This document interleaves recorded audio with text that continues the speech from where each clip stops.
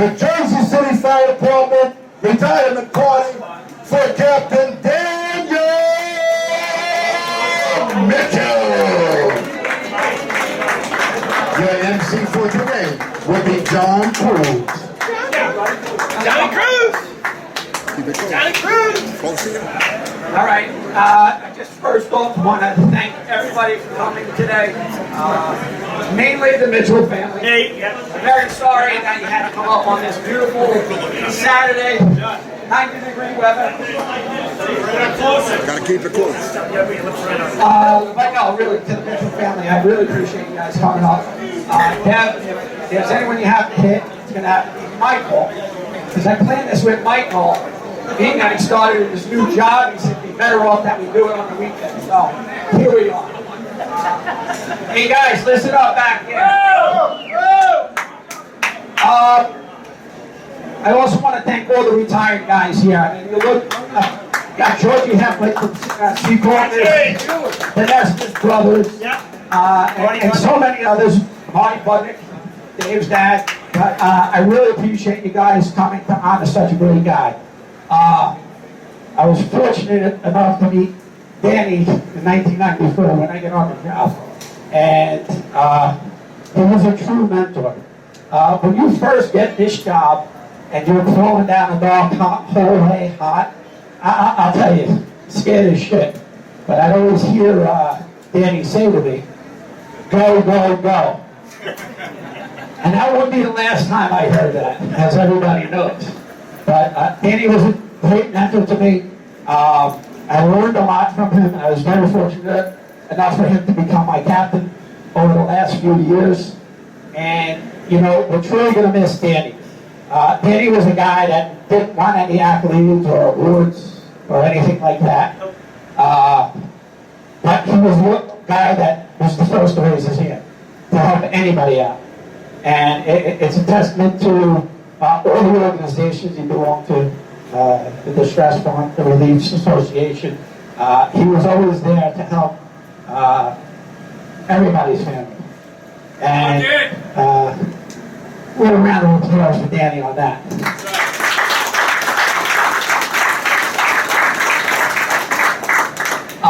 We're truly going to miss him because, you know, the things he has taught the younger guys on this job. I have a young crew. They're great guys. They're going to be our future leaders because of Captain Mitchell. So, with that said, we just want to wish you a happy, healthy retirement, and we're going to truly miss you. And I love you. Thank you, John.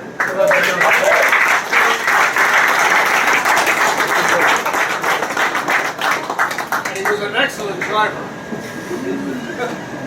I hate this microphone, just to let you all know. John, thank you. Such kind words. I really appreciate it. First, I want to thank God for the opportunities I was given. I want to thank my parents. I wish they were here. I came on class in '92. We thought we were it. We thought we were the bomb. We thought we were rock stars. After that, a couple of good classes came on right after us. John's class, Chief's class, all good men, all good firefighters. I really wasn't prepared for a speech. Anyway, I got my first big spot at Engine 15, and I met some true leaders from classes before me. The Bob Flores, Stevie Drennans, Jeannie Walsh, all good men. I worked with some good young firemen at the time, Richard Nielstadt. I worked with John Carrera, Johnny Rip, Smitty. I love them all. I love their families. I watched their kids grow up. Deb got to know their wives. We spent many times together. I still enjoy their company tremendously. I keep in touch with all these guys. Later on, I got a chance to bid 9 engine, and I worked with Jeannie Walsh, Ronnie Cassick, Billy Mack. Billy Mack told us the 9 engine way. That was the first time I heard that. And by the way, that's when Danny, he wasn't my friend because he actually bid me out of the spot. So. You weren't fast enough, so what can I tell you? After 9-engine, I made my way down to ladder 12, 10-engine. Got to work with John Cruz, Manzo. I worked with Bobby Kyle, of course, Bobby was there too with Dan. And I worked with Bobby Kyle. Bobby Kyle, whatever he taught you, it had a religious background. After working with Bobby, I kept, I'm sure John did too, kept a small mini Bible in my pocket. You know, that's just the way Bobby Kyle was. He was a true mentor. After that, I made it to rescue. Worked with Crazy Colin. Love Colin. You know, yep, nobody's crazier. And went to a lot of fires, enjoyed myself. Had terrific guys there. Did a ton of training. I enjoyed it. Got promoted after that. Went to the big house. Never liked the big house, but I loved the young guys there, the energy. You know, good firemen, and I made it my way back to here, and got to work with John. Got a great crew. You know, they were eager to learn, and like Billy Mack said, we taught them the 9-engine way. And oh, by the way, the best part about rescue, anybody here at rescue will tell you, it's the best kept secret on the job. You know, it really is. So, listen, thank you everybody for coming. You know, I really appreciate it. I want to thank my family, my wife. Love you, Deb. I'll see you guys in retirement. One last thing, we're going to have Chief Jones say a couple kind words, but this is a bittersweet moment. One thing I forgot, you know, with him retiring. But the good thing about it is he's going out on his own. You know, he's healthy, happy. He's looking to spend a lot of beach time with Emily and Liam. So the mayor, you better take care of Pop Pop, all right? So without further ado, Chief Jones. Nice shot. 30 years goes quick, doesn't it? Yeah, it was very fast. A couple, 2-3 years ago, I was down picking up 1st Battalion. You gotta go higher than that. Right on your lips. Bruce took all the time out of it. Yeah, a couple, 2-3 years ago, I was down at the 1st Battalion, and I had a good crew, good bunch of captains. And Danny came up to the 4th Battalion, and he kept coming down to the 1st Battalion, time and time again, asking me to come up.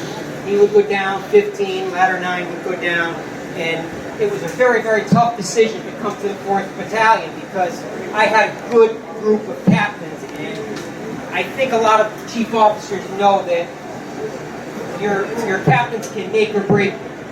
Now, Danny was a challenge. And that's in a good way. That's in a beautiful way. That's in a true beautiful way. I was here a couple, 2-3 days. We had a garage door. It was stuck. Monday morning, it was in a down position. I opened it up. 2 days later, I'm getting a written reprimand.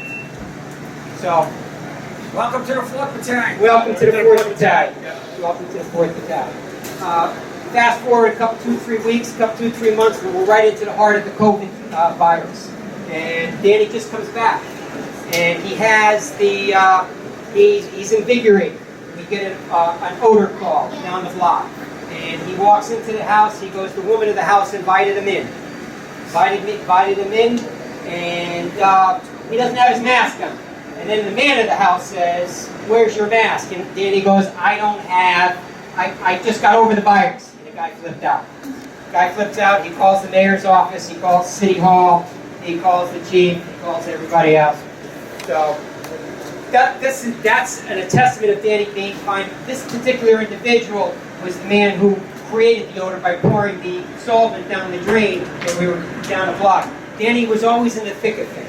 He was always assertive and very aggressive, and he would find the problem. You never find him in an exposure. He'd always want to get in there and do things for you.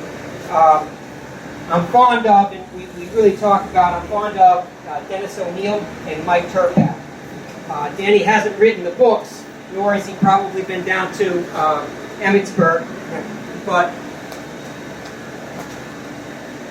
you put him in a class of people that are educators, and Danny was an educator. He liked to educate his people, his young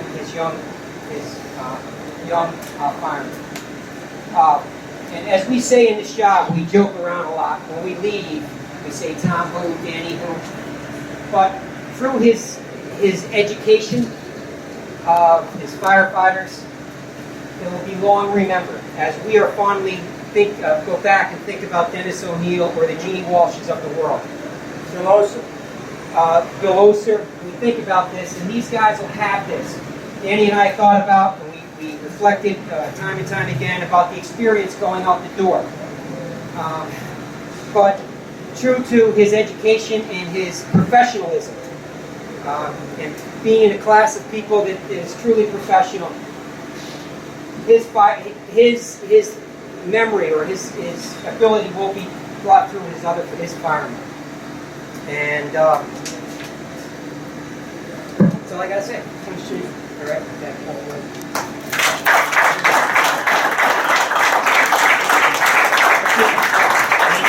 Engine 9, pull up. Engine 9, pull up.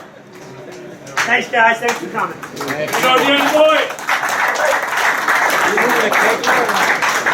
Are you moving the cake somewhere? Like we could do a cutting?